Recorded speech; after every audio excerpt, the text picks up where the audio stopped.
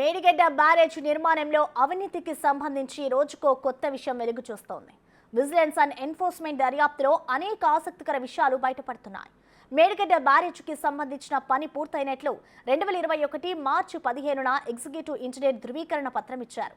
ఆ ధృవీకరణ పత్రం ప్రకారం ఎంబుక్ నెంబర్ 56/2018 ఎంబుక్ అంటే మెజర్మెంట్ బుక్, ఈ ఎంబుక్ ప్రకారమే పని ఎంతవరకు జరిగింది, ఆ పనికి చెల్లించే మొత్తం ఎంత అనే వివరాల్ని అందులో ఉంటాయి. ఈ బిల్లు ఆధారంగానే పని పూర్తయినట్టు ధృవీకరణ ఇచ్చినందున ఆ వివరాలు సమర్పించాలని విజిలెన్స్ కోరింది. అయితే పని పూర్తయినట్లు ఇచ్చిన ధృవీకరణ పత్రంలో చెప్పిన ఎంబుక్ అసలు లేనే లేదని విజిలెన్స్ దర్యాప్తులో తేలింది. మొత్తం బిల్లుకు సంబంధించిన వివరాలు అందజేయాలని దర్యాప్తు సంస్థ కోరగా పని పూర్తయినట్లు ఇచ్చిన ధృవీకరణ పత్రంలో పేర్కొన్న వివరాలు లేవని, పొరపాటున ఒక ఎంబుక్ నెంబర్ బదులు మరో ఎంబుక్ నెంబర్ వేశామంటూ ఎగ్జిక్యూటివ్ ఇంజనీర్ తిరుపతిరావు విజిలెన్స్ ఎస్పీకి లేఖ రాశారు. దీంతో ఈ విషయాన్ని మరింత లోతుగా విచారించాలని విజిలెన్స్ అండ్ ఎన్ఫోర్స్మెంట్ నిర్ణయించినట్లు తెలుస్తోంది.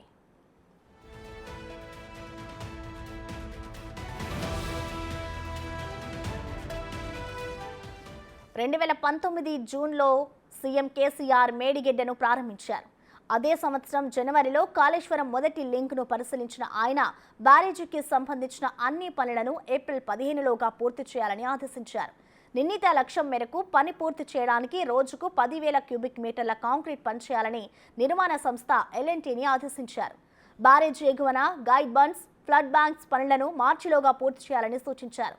ఇందుకు సంబంధించిన మినిట్స్ ను అప్పటి సీఎం ఓఎస్డీ ఆ ఏడాది జనవరి 6న సంబంధిత వర్గాలకు పంపారు. ఆ మినిట్స్ లో ఆ వివరాలన్నీ ఉండగా 56/2018 బిల్లుతోనే పని పూర్తయినట్లు ధృవీకరణ పత్రం ఎలా ఇచ్చారో తెలుసుకునేందుకు దర్యాప్తు సంస్థ మరింత సమాచారం కోరింది. ఇప్పుడు ఆ ఎంబుక్కే లేదని, టైపింగ్ లో పొరపాటు జరిగిందని, వాస్తవానికి అది 65/2020 అని పేర్కొంటూ ఎగ్జిక్యూటివ్ ఇంజనీర్ తిరుపతిరావు విజిలెన్స్ కు సమాధానం ఇవ్వడంతో ఆశ్చర్యపోవడం విజిలెన్స్ అధికారుల వంతైంది. పని పూర్తయినట్లు ధృవీకరణ పత్రం ఇచ్చిన తర్వాత కూడా పలు పనులు పెండింగ్ లో ఉన్నట్లు నిర్మాణ సంస్థకు ఇంజనీర్లు లేఖలు రాసిన అంశాన్ని విజిలెన్స్ అండ్ ఎన్ఫోర్స్మెంట్ అధికారులు క్షుణ్ణంగా పరిశీలిస్తున్నట్లు సమాచారం.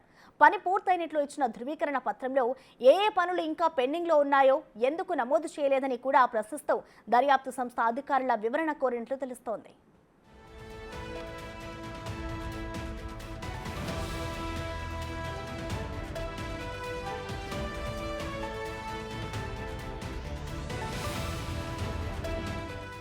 మరోవైపు మేడిగడ్డ బ్యారేజ్ పునరుద్ధరించాలంటే మళ్లీ ఒప్పందం చేసుకోవాల్సిందేనని నిర్మాణ సంస్థ ఎల్ఎన్టీ తేల్చెప్పింది.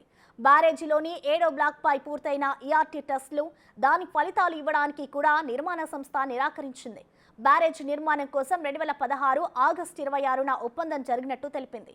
నీటిపారుదల శాఖ ఇచ్చిన ఆదేశాలు, డిజైన్లు, డ్రాయింగ్ల ఆధారంగా నిర్మాణం చేపట్టామని, 2020 జూన్ 29 నుంచి బ్యారేజ్ డిఫెక్ట్ లయబిలిటీ కాలం మొదలై 2022 జూన్ 29 నాటికి పూర్తయిందని, 2021 మార్చి 15న బ్యారేజ్ పనులు పూర్తయినట్లు సంబంధిత అధికారులు సర్టిఫికెట్ ఇచ్చారని ఎల్ఎన్టీ ఇందుకు ముందే చెప్పింది.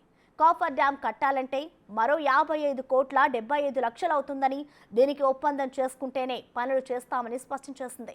ఇక పెండింగ్ బిల్లుతో పాటు బ్యాంకు గ్యారెంటీల కింద 456 కోట్ల 7 లక్షల రూపాయలు విడుదల చేయాలని కూడా ఇప్పటికే ప్రభుత్వాన్ని కోరింది. ఇక మేడిగడ్డ పునరుద్ధరణ చేపట్టాలంటే దానికన్నా ముందు బ్యారేజ్ దిగువన కాఫర్ డ్యాంను కట్టాల్సి ఉంది. దీని నిర్మాణానికే 2 నెలల దాకా పట్టనుంది. ఈలోగా జాతీయ డ్యామ్ సేఫ్టీ అథారిటీ కూడా బ్యారేజ్ని పరిశీలించి నివేదిక ఇస్తే పునరుద్ధరణ పనులు జరగాల్సి ఉంటుంది. అయితే ఏటా జూన్లోనే గోదావరికి వరదలు ప్రారంభమవుతాయి. జూలైలో వరద తీవ్ర స్థాయికి చేరుతుంది. ఈలోగా మరమ్మతులు, పునరుద్ధరణ చేయకపోతే బ్యారేజ్కి జరగరాని నష్టం జరిగే అవకాశాలున్నాయనే ఆందోళనలు కూడా వ్యక్తమవుతున్నాయి.